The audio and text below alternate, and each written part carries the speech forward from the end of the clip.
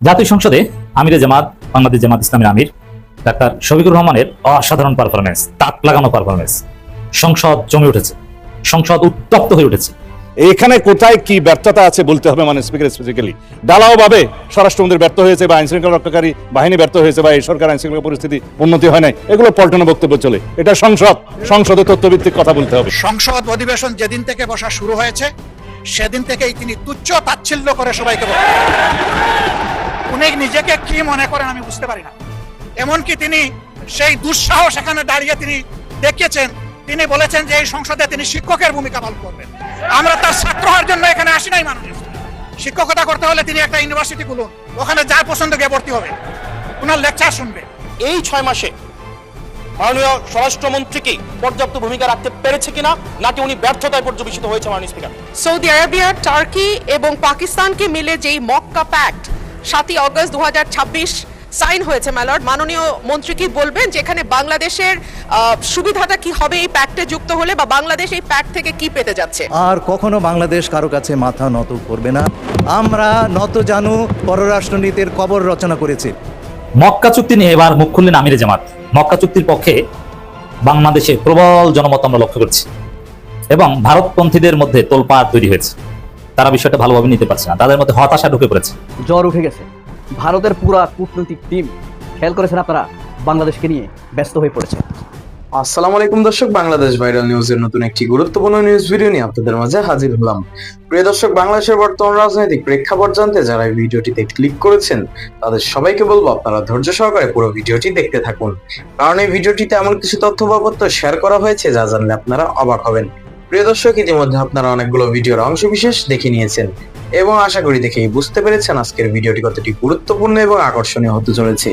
এখনো যারা আমাদের চ্যানেলটি সাবস্ক্রাইব করেননি তাদের সবাইকে বলবো আমাদের চ্যানেলটি সাবস্ক্রাইব করে পাশে থাকা বেল আইকনটা অন করে দিবেন, আর যারা ইতিমধ্যে সাবস্ক্রাইব করেছেন তাদেরকে অসংখ্য ধন্যবাদ। তো প্রিয় দর্শক, চলুন আর কথা বলবো না, একটি লাইক দিয়ে মূল ভিডিওতে যাওয়া যাক। জাতীয় সংসদে আমিরে জামাত বাংলাদেশ জামাত ইসলামের আমির ডাক্তার শফিকুর রহমানের অসাধারণ পারফরমেন্স, তাক লাগানো পারফরমেন্স।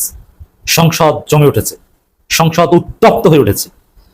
জামাত জোট এমপিদের পারফরমেন্সে, তাদের প্রতিবাদের মুখে স্বরাষ্ট্রমন্ত্রী সালাউদ্দিন আহমেদ পিছু হটতে বাধ্য হয়েছেন। এটা জামাত এনসিপি এমপিদের একটা বিজয়। দর্শক, আমরা অনেক টুকটাক সমালোচনা করি যে বিরোধী দল এমপিদের কোয়ালিটির অভাব ইত্যাদি ইত্যাদি। হ্যাঁ, কোয়ালিটির অভাব অবশ্যই, কিন্তু বিএনপি এমপিদের তুলনায় কোয়ালিটির অভাব না।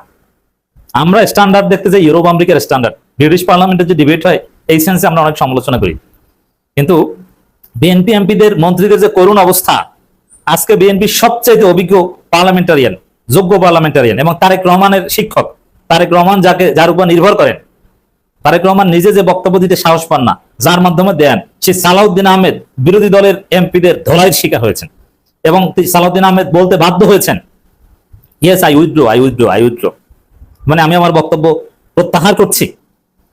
দর্শক, হাসনাত আব্দুল্লাহ আইন শৃঙ্খলা পরিস্থিতির অবনতি, স্বরাষ্ট্র মন্ত্রণালয়ের ব্যর্থতা, নানান কিছু নিয়ে প্রশ্ন তুলেছেন।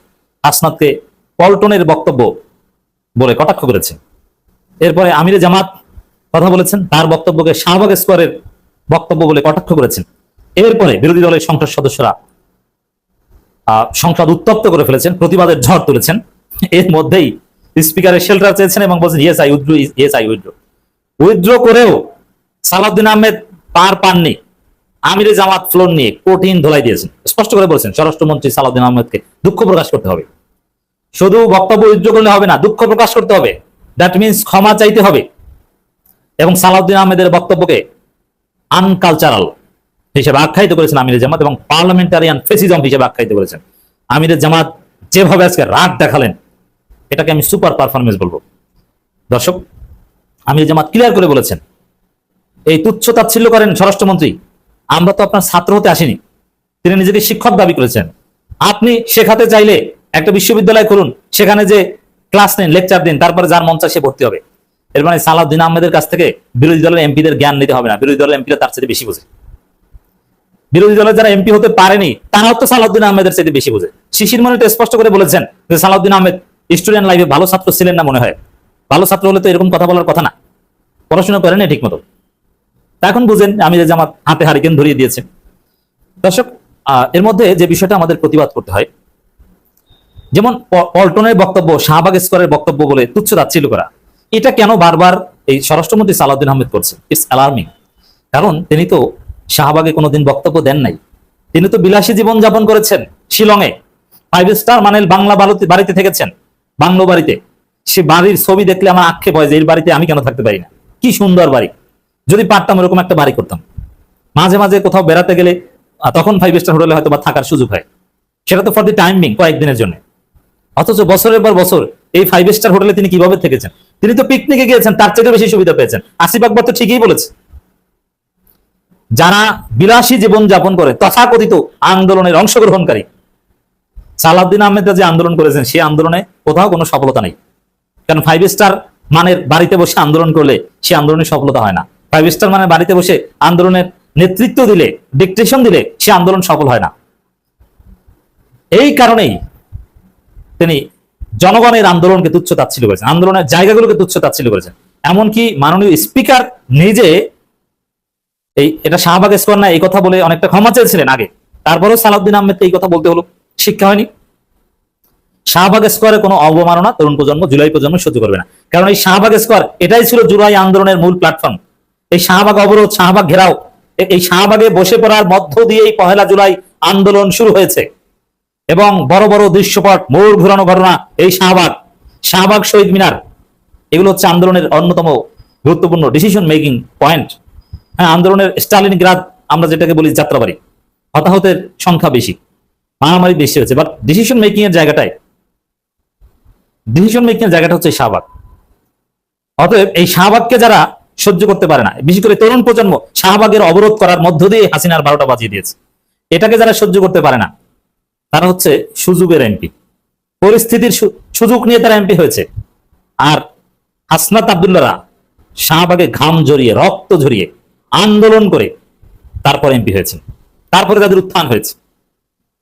অতএব জুলাই আন্দোলনের প্রতি শ্রদ্ধা থাকলে, আবেগ থাকলে এই শাহবাগকে কটাক্ষ করে এইভাবে বক্তব্য দিতে পারেন না। তো দর্শক, সংসদের এই ত্রয়োদশ জাতীয় সংসদের 3য় অধিবেশনের প্রথম দিন সত্যিকার অর্থে জমে উঠেছে। হ্যাঁ, ঠিক আছে, আপত্তিকর কথা বলেছেন, আবার কঠিন ভাষায় প্রতিবাদ করেছে বিরোধী দলীয় নেতারা, বক্তব্য উইথড্র করেছে, দুঃখ প্রকাশ করে আলটিমেটাম দিয়েছে। সবকিছু মিলিয়ে সংসদ কিন্তু জমে উঠেছে। হ্যাঁ, আমরা চাই যে সংসদে এভাবে হেলদি ডিবেট হোক। স্বরাষ্ট্রমন্ত্রী কঠিন পরিস্থিতিতে পড়েছেন, তাকে জবাবদিহি করতে হচ্ছে। গলাবাজি করে যে তিনি পার পাচ্ছেন না, এটা তিনি বুঝতে পারছেন যে না, তাকে জবাব দিতে হবে। তিনি আইন শৃঙ্খলা রক্ষা করতে কেন ব্যর্থ, তাকে হিসাব দিতে হবে। গলাবাজি করে, চাপাবাজি করে পার পেতে পারবেন না, এটা স্পষ্ট হয়েছে। হ্যাঁ, আমরা সংসদে এটাই চাই যে সংসদে ভাবে জবাবদিহিতে প্রতিষ্ঠিত হোক, সংসদে হেলদি ডিবেট হোক, সংসদে তুমুল বিতর্ক হোক, প্রয়োজনে উত্তেজনা হোক, তারপরে সংসদ শেষে একসাথে চা খাবেন। কিন্তু আপনারা মাঠের রাজনীতিতে মারামারি করবেন না, সংসদের মধ্যে সীমাবদ্ধ থাকুন। আর বাংলাদেশের গণতান্ত্রিক কালচারে যদি সংসদে এতটুকু উত্তাপ না থাকে তাহলে সংসদ জমে না। আমি এটাকে পজিটিভলি দেখছি। আজকে যে উত্তাপ দেখছি, এতে আমিরে জামাতের পারফরমেন্সের সুপ্রিমেসিকে এখানে অ্যাপ্রিসিয়েট করতে হয়। আর সালাউদ্দিন আহমেদের ব্যর্থতা, অতি পাকনামি করা, সে বিষয়টা স্পষ্ট হয়েছে। আর হাসনাত আব্দুল্লাহরা যে আসলেই চিজ মাল, এটা স্পষ্ট হচ্ছে। হাসনাত আব্দুল্লাহরা যে আগামীর বাংলাদেশ, হাসনাত আব্দুল্লাহরা যে নাড়িয়ে দিতে পারেন, পুরো জাতির দৃষ্টি থাকে সংসদের দিকে, পুরো জাতির প্রতিনিধিত্ব করে সংসদ, সেই সংসদ যে উত্তপ্ত করে ফেলতে পারেন হাসনাত আব্দুল্লাহরা একটা প্রশ্নের মধ্য দিয়ে। কারণ হাসনাত আব্দুল্লাহর প্রশ্ন থেকেই এটা শুরু হয়েছে। অন্তর্বর্তী সরকারের তুলনায় বর্তমানে সব ধরনের অপরাধ কম হয়েছে। মানে এই তুলনা করে আপনারা বাঁচতে চান, কিন্তু না, এটা বাঁচা যাবে না। তো দর্শক, সংসদ জমে উঠেছে, অসাধারণ পারফরমেন্স আমিরে জামাতের। আমিরে জামাতকে স্যালুট। আমিরে জামাতই আমাদের আশা ভরসার প্রতীক। তার নেতৃত্বেই একটা নতুন বাংলাদেশ, জুলাইয়ের আকাঙ্ক্ষা বাস্তবায়ন সম্ভব বলে আমরা মনে করি। ভারতের ঘুম হারাম, জ্বর উঠে গেছে। ভারতের পুরা কূটনৈতিক টিম, খেয়াল করেছেন আপনারা, বাংলাদেশকে নিয়ে ব্যস্ত হয়ে পড়েছে। বিনা স্বীকৃতি থেকে শুরু করে সুকারাম একটা আছে, নতুন করে বেরোইছে সহকারী মুখপাত্র, সুকারাম, আমি ভাবছি সুয়রাম। 6 টেনশনে তাদেরকে আসলে ঘিরে ধরেছে মাথার মধ্যে। এর মধ্যে একটা কথা বলি, সোজা কথা, বাংলাদেশে আপনি দালাল চিনবেন কিভাবে জানেন? 3টি জিনিস, একটা হইলেই চলে, তিনটা জিনিসে আপনি স্পষ্ট দালাল চিনে ফেলতে পারবেন। ইউনূসের ব্যাপারে কি দৃষ্টিভঙ্গি পোষণ করে, 2 মক্কা প্যাক্টের ব্যাপারে কি সে চিন্তা করে, 3 তারেক রহমানের ভারত সফর নিয়ে সে কি ভাবতেছে। 3 বিষয়ে প্রশ্ন করলেই আপনি দালাল চিনে ফেলবেন। আমরা ভারতের 6টি বিষয় ফেরত আসি। 6টি বিষয়ে ভারতের এখন জ্বরের কাঁপুনি চলছে। যদিও আমারও জ্বর, আমার বড় কিন্তু জ্বর। দোয়া করবেন যাতে আমরা সুস্থ হয়ে যেতে পারি। এই যে দেখেন, চীনের কাছ থেকে J-10C কি একটা বিমান কিনতে চাচ্ছে না বাংলাদেশ, এইটা নিয়ে ভারতের জ্বর ওঠার অবস্থা। কারণ কি, গত বছর ওই যে ভারত ইন্ডিয়া পাকিস্তানের উপরে সোহাগিরাত একটা অপারেশন চালাইছিল না। সোহাগিরাত মানে কি, বাসর রাত, আর ও সিঁদুর রাত, অপারেশন সিঁদুর রাত। আর পাকিস্তান নাম দিছে সোহাগিরাত। ইন্ডিয়াতে হিন্দিতে কিন্তু ওরা বাসর রাতকে সিঁদুর রাত বলে, এই কারণে সিঁদুর রাত দিছে। পাকিস্তান সোহাগিরাত বলে। পাকিস্তান এক মেয়েকে লাগাই দিছে, একটা বিমান দিয়ে পাঠাই দিছে। আর ইন্ডিয়ার তিনটা ফ্রান্সের তৈরি রাফায়েল বিমান নাস্তানাবুদ করে দিছে একটা মেয়ে। এখন ভারত অস্বীকার করতেছে, বলতেছে যে না, আমাদের কোনো বিমান ধ্বংস হয় নাই। পাকিস্তান কি করলো? পাকিস্তান তো গরিব, সবাই বলে। পাকিস্তান এক পাইলটকে বন্দি করে ফেলছে।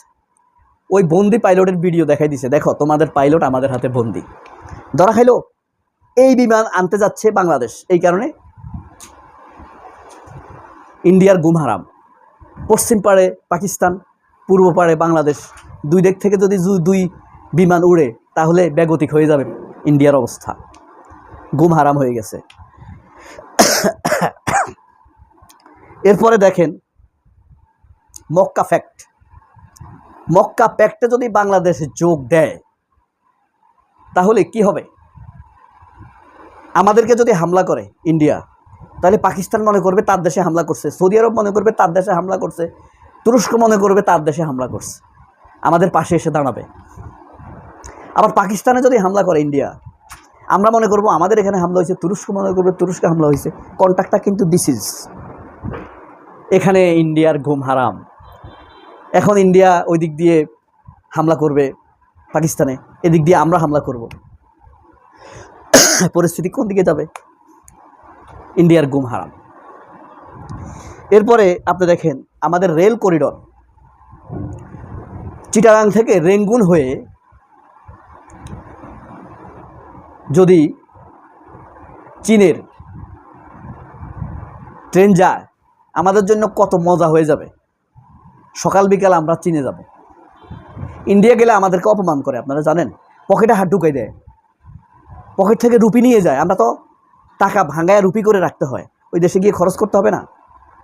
পকেটে হাত ঢুকাই দেয়, ঘুষ চায়, বলে যে আমার 100 রুপি দাও, আসার সময় 200 রুপি চায়।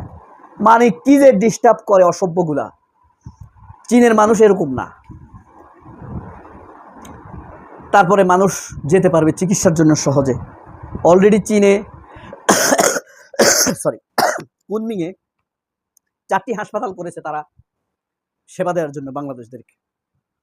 তো রেল করিডোর হলে আমাদের জন্য অনেক ভালো হবে, এবং ইন্ডিয়ার হাসপাতালগুলো সব ভাতে মরবে, তাই না? 3টা গেল।